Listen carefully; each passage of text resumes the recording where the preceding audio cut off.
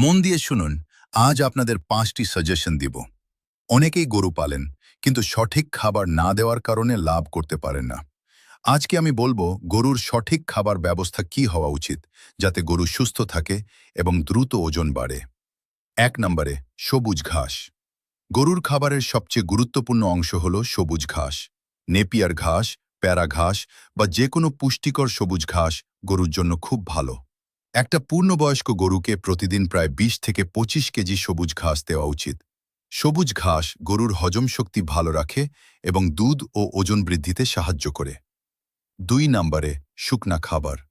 সবুজ ঘাসের পাশাপাশি শুকনা খাবারও খুব প্রয়োজন, যেমন ধানের খড় বা শুকনা ঘাস। খড় গরুর পাকস্থলী ঠিক রাখতে সাহায্য করে।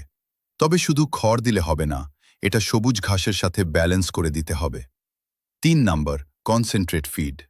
গরুর দ্রুত বৃদ্ধি এবং শক্তির জন্য কনসেন্ট্রেট ফিড খুব গুরুত্বপূর্ণ।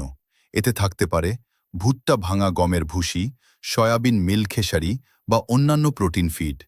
সাধারণভাবে প্রতি 100 কেজি ওজনের গরুর জন্য প্রায় 1 থেকে 1.5 কেজি কনসেন্ট্রেট ফিড দেওয়া যেতে পারে। এটা দিনে 2 বার দিলে ভালো ফল পাওয়া যায়। 4 নম্বর মিনারেল ও লবণ। অনেক খামারি একটা বড় ভুল করেন, তারা মিনারেল মিক্স দেন না। কিন্তু গরুর শরীরের জন্য ক্যালসিয়াম, ফসফরাস এবং অন্যান্য মিনারেল খুব দরকার।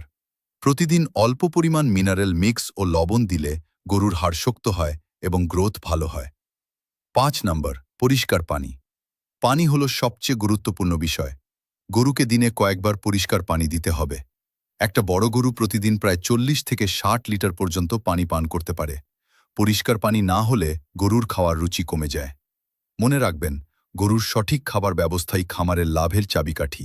সঠিক ঘাস, কনসেন্ট্রেট ফিড, মিনারেল এবং পরিষ্কার পানি, এই 4টা বিষয় ঠিক থাকলে গরু সুস্থ থাকবে এবং দ্রুত বৃদ্ধি পাবে। ভিডিওটি ভালো লাগলে শেয়ার করুন এবং